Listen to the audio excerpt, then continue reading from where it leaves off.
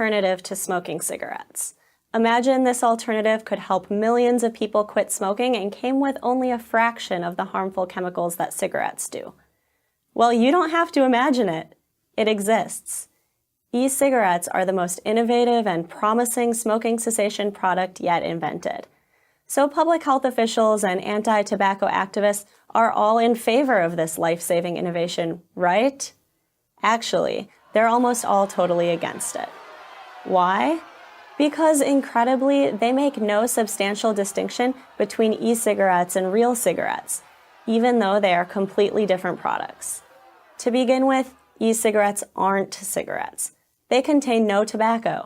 Instead, a liquid containing nicotine derived from tobacco leaves is vaporized, and users of e-cigarettes inhale that vapor. Vapor, mind you, not smoke.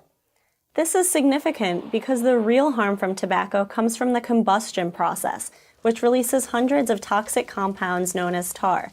Since e-cigarettes have no tobacco and no combustion, they release no tar. This makes them, according to Britain's Department of Health, at least 95% less harmful than tobacco cigarettes. E-cigarettes do contain nicotine, an addictive drug. However, there's little evidence that nicotine alone is bad for you, making it similar to, say, caffeine, a drug used every day by millions of people. Brad Rodew, an oral cancer specialist at the University of Louisville, put it this way: "I love coffee, and I'm sure I could get caffeine if I smoked my coffee beans. But I would be paying a much different price in overall health if I did." In other words, when it comes to addictive substances like caffeine or nicotine, it isn't the addictive substance that's harmful, it's how it's delivered. As South African psychiatrist Mike Russell said about cigarettes, people smoke for the nicotine, but they die from the tar. And again, there's no tar in e-cigarettes. Does this all mean that e-cigarettes are completely safe? Of course not. Nothing is completely safe. E-cigarettes are a relatively new innovation, so more research is needed, especially on long-term effects. There's also a place for sensible regulation to ensure consumer safety.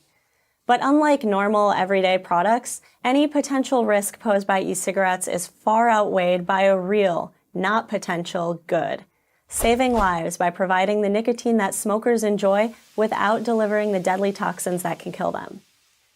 Many former smokers have successfully used e-cigarettes to help them kick their nicotine addiction altogether.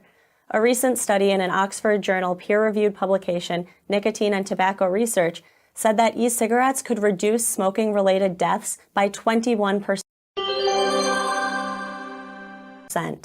That's thousands of lives every year. John Britton, an epidemiologist and director of the University of Nottingham's Center for Tobacco and Alcohol Studies, is even more optimistic. E-cigarettes are the first genuinely new way of helping people stop smoking that has come along in decades. They have the potential to help half or more of all smokers get off cigarettes.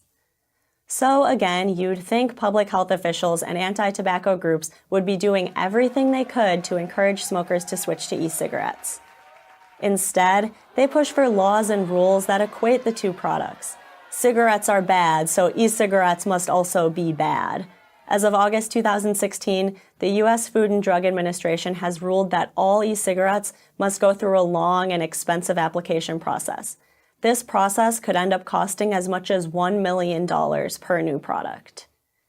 While some of the biggest manufacturers will be able to shoulder the costs and navigate the regulatory mess, most small e-cigarette companies will be forced out of business.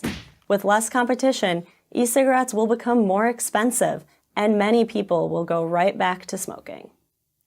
E-cigarette prohibitionists may think they're using a better safe than sorry approach to save consumers from some yet-to-be-discovered danger, but they're not.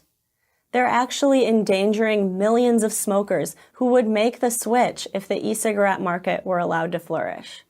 As Joe Nocera, a New York Times columnist, wrote, equating smoking cigarettes with inhaling e-cigarettes is a huge disservice to public health.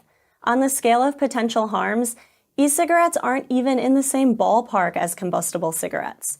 They have the potential to save millions of lives. The government needs to develop a new paradigm for dealing with e-cigarettes, one that ensures basic standards but recognizes their relative safety and immense benefit to public health. If they don't, more people will die. Imagine that. I'm Caroline Kitchens of the R Street Institute for Prager University. To subscribe to our YouTube channel, click here. To help keep our videos free, donate here.